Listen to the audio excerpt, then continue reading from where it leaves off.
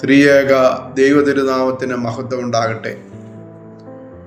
ഇന്ന് ദുഃഖവെള്ളിയാഴ്ച.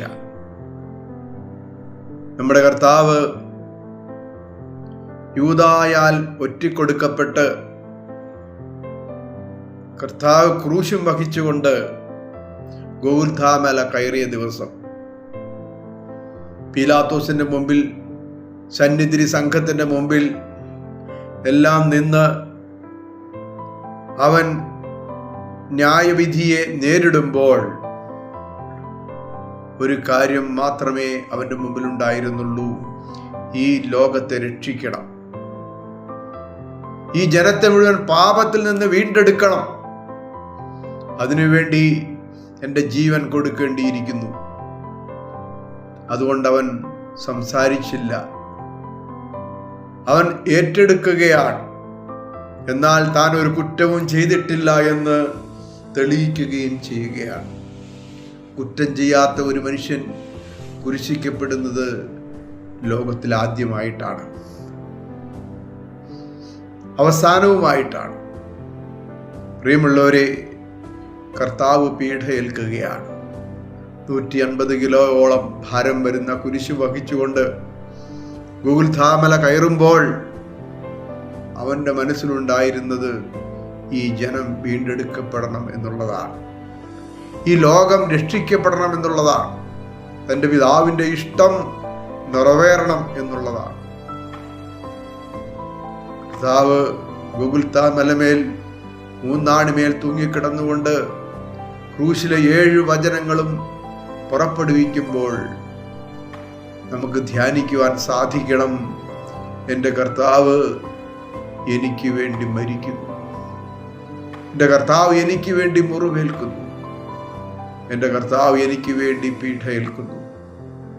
നമ്മുടെ ജീവിതത്തിൽ നമ്മൾ ഏൽക്കുന്ന ഓരോ പങ്കപ്പാടുകളും വേദനകളും പ്രയാസങ്ങളും അവൻ ക്രൂശിൽ വഹിച്ചതുകൊണ്ടാണ് നമുക്ക് അതിൻ്റെ ഘനം കുറഞ്ഞു പോയത്.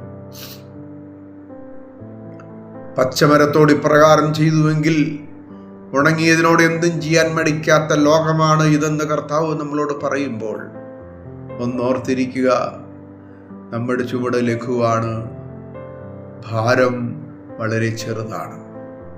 അവൻ നമ്മുടെ ഭാരങ്ങളെ വഹിച്ചു, നമ്മുടെ ചുമട് അവൻ വഹിച്ചു. അവൻ്റെ അടിപ്പിണറാൽ നമുക്ക് സൗഖ്യം ലഭിച്ചിരിക്കുന്നു.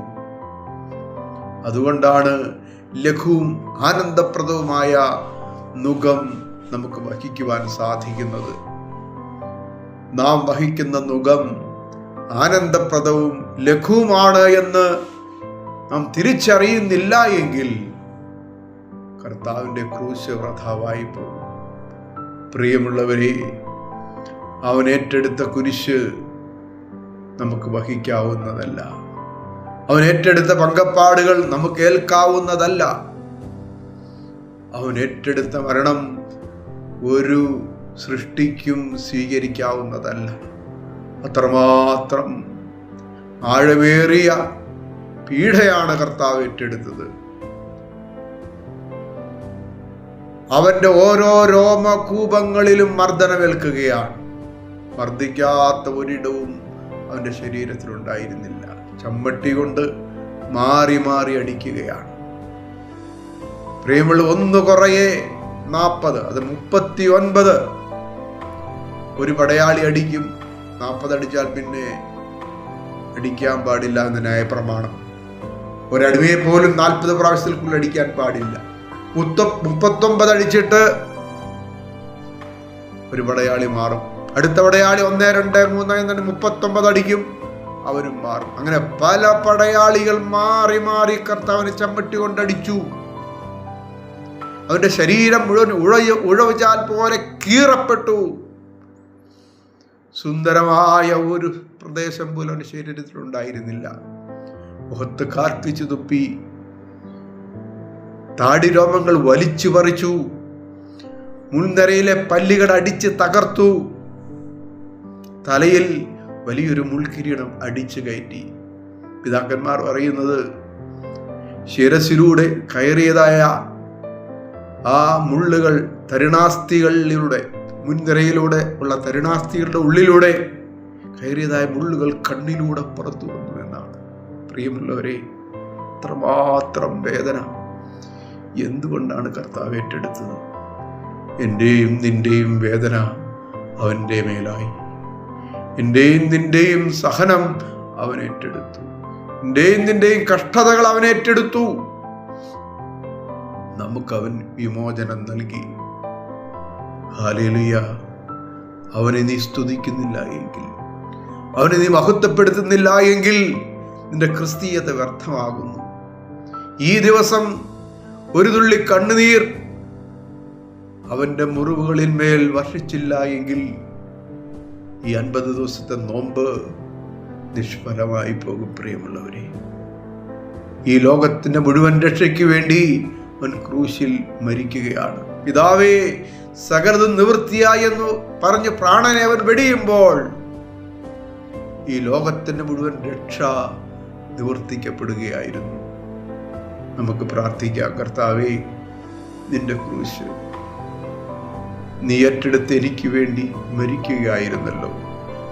തമ്പുരാനെ, നിന്റെ മുറിവുകളിലേക്ക്, നിന്റെ വേദനകളിലേക്ക്,